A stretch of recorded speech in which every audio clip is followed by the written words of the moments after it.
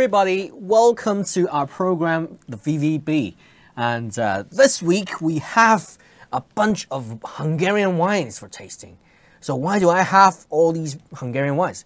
Because someone sponsored us. So I have to, introduce them.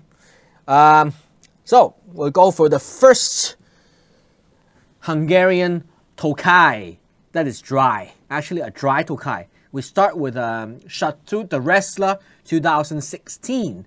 It's 100% ferment from the winemaker, the Wrestler. It's one of the better Tokaj producers around. I've been having the sweet Tokaj for a long time. I've always loved the quality and actually the price, because I think they're one of the better ones for price and quality ratio. So let's give it a try. It's a 2016 ferment. Oops. So my glass was, I've had a bit of red in my glass, so okay. On the nose, it's actually very textbook ferment. It's got a bit of slight nuttiness to it, but then it's a dry version, so it's very fresh with just a tiny bit of floral flowers and things going on, just a tiny bit. But mostly, it's not very aromatic. It's not super aromatic. Color, it's a bit pale, not developed. It's a fresh wine, 2016.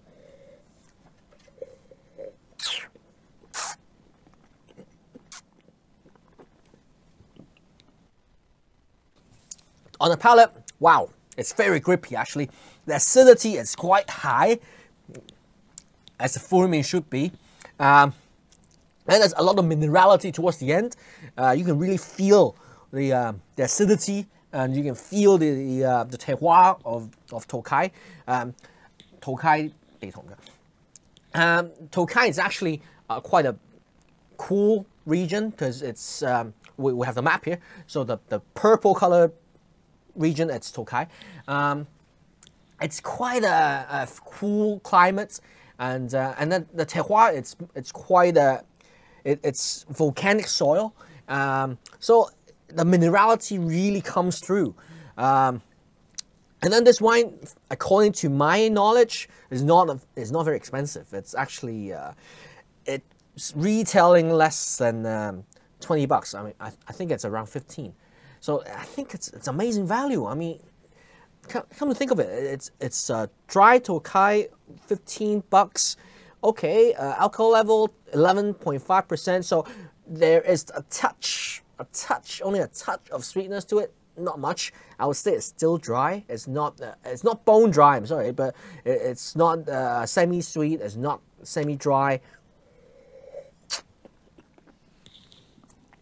Winemaking, I think it's quite simple, straightforward. Stainless steel tank, not much oak going on. This wine is not a complex wine, but it's a value for money wine. And one of the reasons why I have all these wines today, not just because they're sponsored, it's because I'm choosing some wines for a restaurant. I'm building a wine list, and I think this wine is firmly on the list because I think it's of amazing value. And then it goes very well with food. The acidity, it's lovely.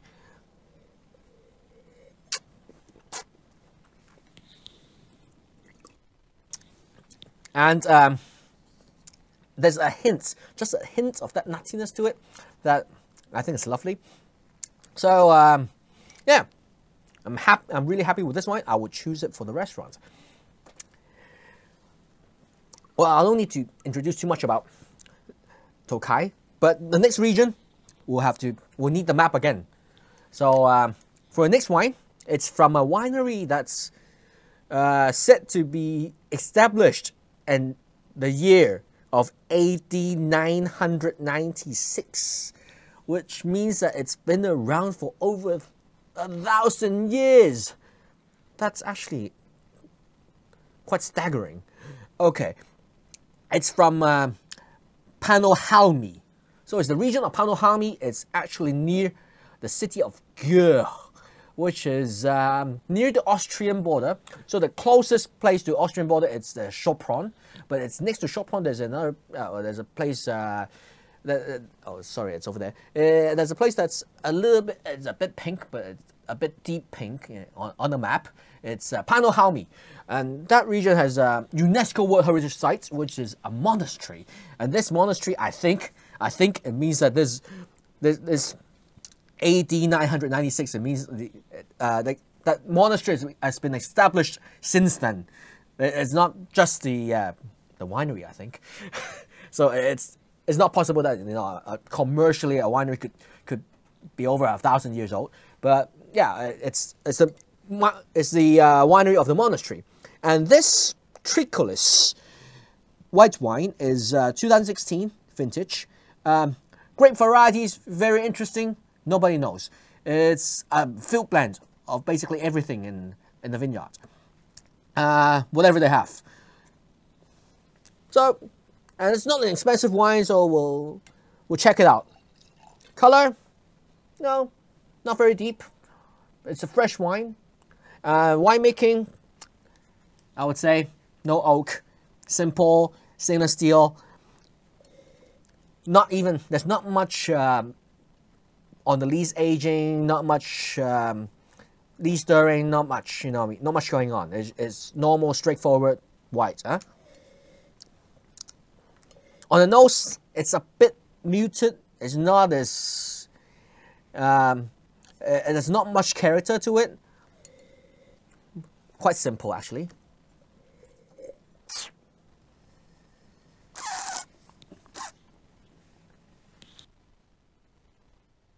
On the palate, it's more interesting. There's a slight bitterness to it towards the end, but the whole wine it's actually got some good acidity, and then on the palate it's quite soft and quite crisp, very clean, but it's not super characterful. I don't think that there's a lot of character to it, but I think it's quaffable, it's drinkable, it's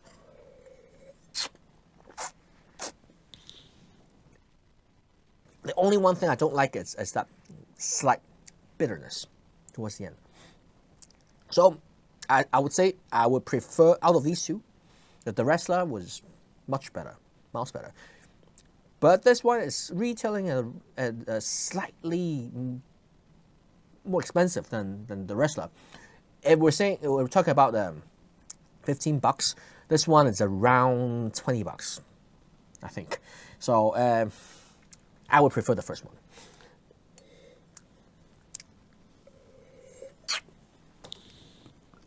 As for the grape varieties, I really don't know. I think it's a blend of a lot of things, but there must be a hint of some Muscat, some maybe some Gewürztraminer, a hint of it. That's it. But mostly, I would think, okay, maybe some Olas Riesling, because the next wine we're going to try is an Olas Riesling. Then I'll talk about Olas Riesling, the grape. So we'll need the map again. So the next wine is a wine from Gera Attila. Gera Attila is quite a famous winery in Hungary, very well respected. They're located in Vilain, which is the southernmost region of Hungary, which is close to the Croatian border. Vilain is the warmest wine region of Hungary, and usually famous for its reds, not their whites. But this wine is a white Olas Riesling. So what is Olas Riesling? Olas Riesling is not a Riesling. Sorry, it's not a Riesling. If it's a normal Riesling in Hungary, it will be labeled as Rhine Riesling. So Rhine is a German river, Rhine.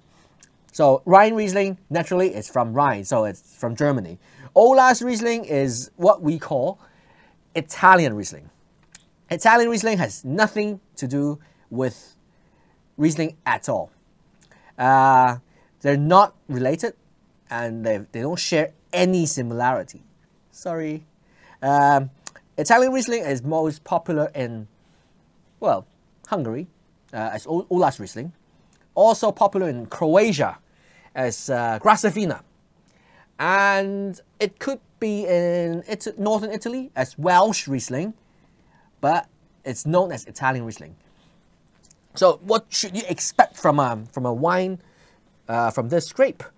This grape is usually not very high in acidity compared to Riesling, because Riesling is always very acidic and it's very steely. It's got that power to it that from the acidity, but Olas Riesling has nothing to do with that. Let's try this. It's a 2017 fresh Olas Riesling. On the nose, when it's Riesling, you should have some floral elements, and the young ones. When it's developed, there should be some gasoline, petroleum on the nose. Olas Riesling, no, it's not a very aromatic grape. It's quite muted on the nose, but there's a lot of minerality. It's very mineral on the nose. Oof.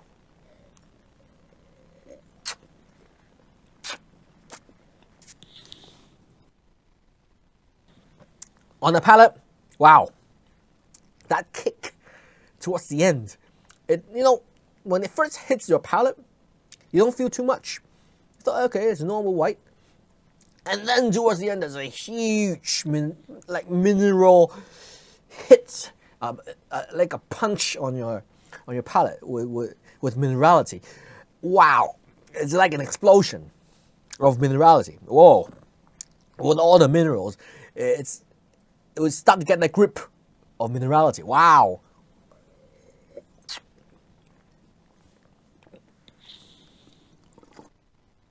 So the funny thing is, on the first palate, it's quite empty, but then on the second palate, you feel all the minerality coming through.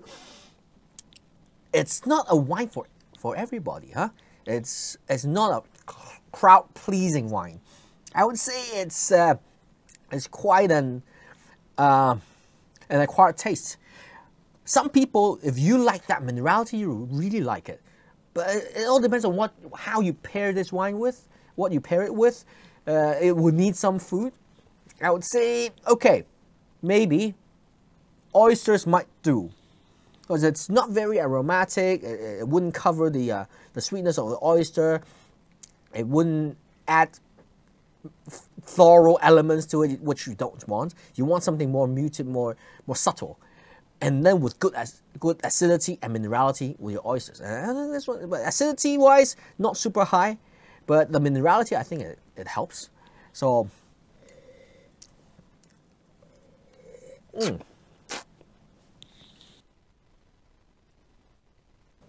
wow, you can really feel that minerality. Wow, that's intense. So now we'll take a short break and then we'll come back with 2 more wines. So welcome back to our VVB program, our Hong Kong-based wine tasting program. So we tasted 3 Hungarian whites just now in our previous section, and now we're gonna taste 2 more Hungarian wines. The one here is actually a beautiful label. Look at that. It's from, okay, we need the map again, please. So it's from Balaton, which is the only lake, Balaton, the only lake in Hungary. And around this lake is mostly volcanic soil. This lake is famous for being the biggest lake in Hungary, the only lake in Hungary, and that's where they place their only warship in Hungary for the Navy. But I have no idea why they have a Navy in Hungary, but apparently that's their only ship. Okay, so Balaton is a region that's actually very good for the reds and the whites as well. There's one grape that stands out in this region, that's Háslevelu. which is one of my favorites in the region. Hashlevelu, it's also grown extensively in Tokai. It's one of the 4 grapes in Tokai, you know, for means being the most important, but Hashlevelu is the second most important. Alongside with Kovasolu and, you know, other grapes, Zeta and other grapes. And this wine here is a white wine from the winery called Konyari. And this wine, the name of this wine is Sarhegi, or something like that. You know, Hungarian language is fantastically complicated and difficult to pronounce. That's actually one of the problems when you try to promote Hungarian wines, because people will just ask you, how do you pronounce that? And, you know, and then this wine is a blend of Sauvignon Blanc, Hashlevelu, and Olas Riesling. So we tasted Olas Riesling in our previous episode. Here it's blended with Sauvignon Blanc and Hashlevelu. So it's quite a Konyari thing. Actually, they do like this winery. They do like to blend international grapes with their local grapes. It's actually a very smart way. It's a very good way to promote the local varieties, because the problem with selling these local varieties is that when you go to a restaurant on the wine list, you see that grape, 100% Hashlevelu, but you cannot pronounce it sometimes, or you just, you know, you don't know what to expect from it, and sometimes, you know, you just give up on ordering that wine because of that reason. But when it's blended with an international grape, it's easier. It makes everything easier, because people just think, oh, Sauvignon Blanc, that's something I recognize. You know, I do know what it is. So, even though it's blended with something I don't know, but it's fine. You know, at least I know what to expect. But the thing is, okay, when you try this wine, you will know. It's got nothing to do with Sauvignon Blanc. But it doesn't matter. So, let's give it a try. Whew. So on the nose, immediately you know, there is some oak to it. There's some oak aging. But not too much. It's not overpowering. It's just a hint of that smokiness.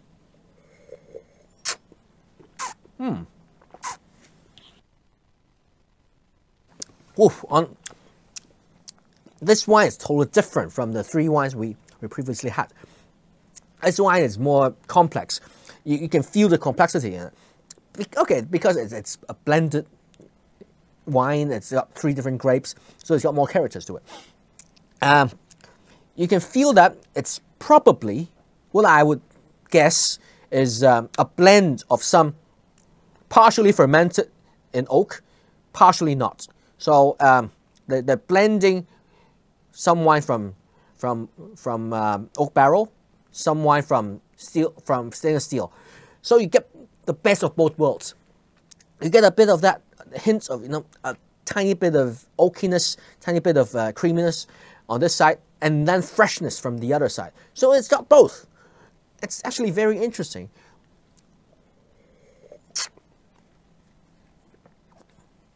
And it makes the wine more complex. Alcohol level 13%.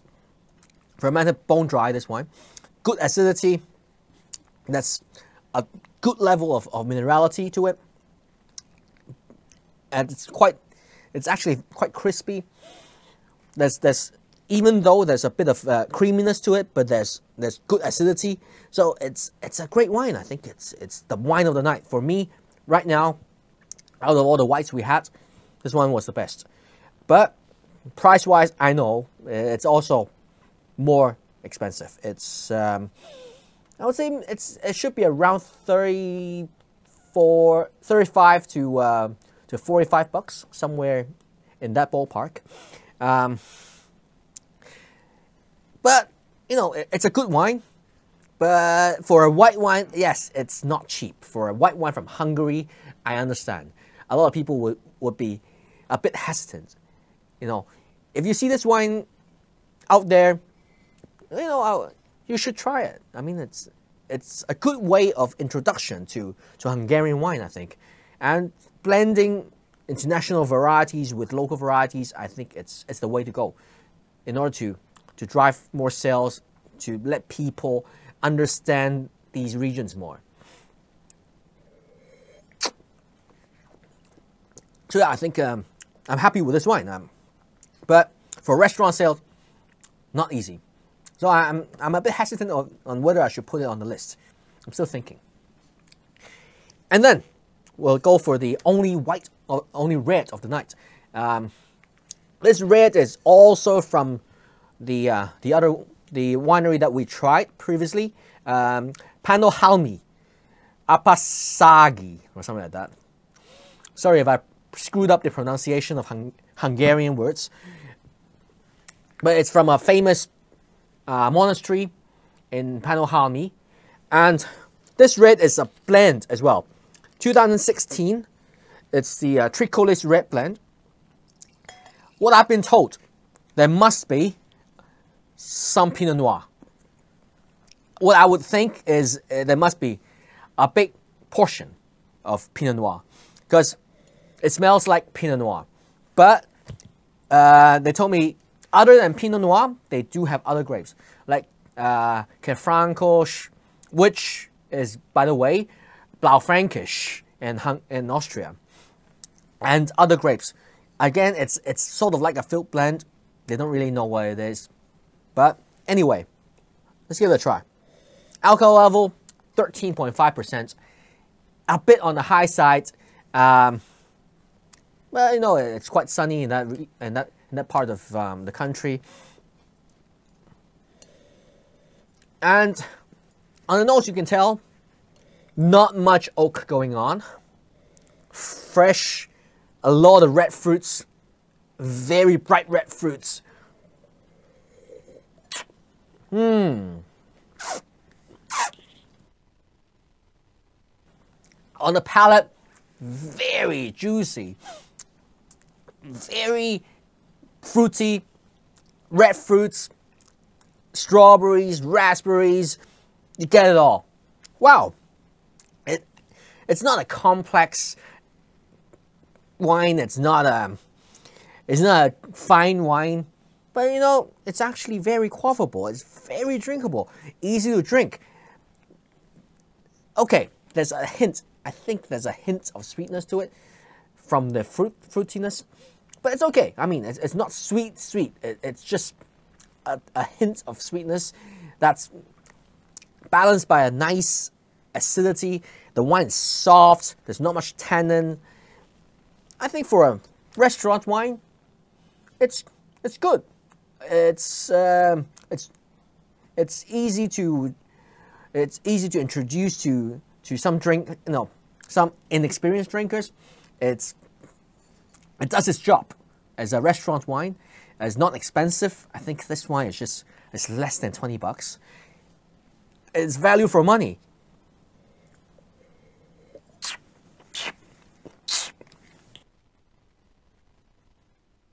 And it's not entirely just pure fruits. It's got some depth to it, actually, some level of complexity that's just good enough.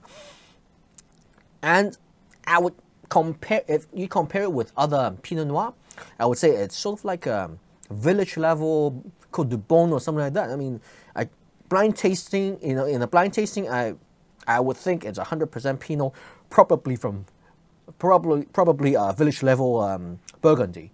So you know, it's a very well made wine. I'm very surprised, and at this price point, I mean, it's wow. I love it. So definitely, I would put it on the list at the restaurants. So that's what we tasted today. 5 Hungarian wines. I think Hungary truly deserves more attention in the world of wine. They do make a lot of great dry wines, not just sweet wines. When people think of Hungary, they only think of Tokaj, which is a shame. I think you should consider buying a bottle of Hungarian wine for trying. And they're not expensive. That's good news, right? So that's it for today. And we'll come back for more wines from Hong Kong next time. Goodbye.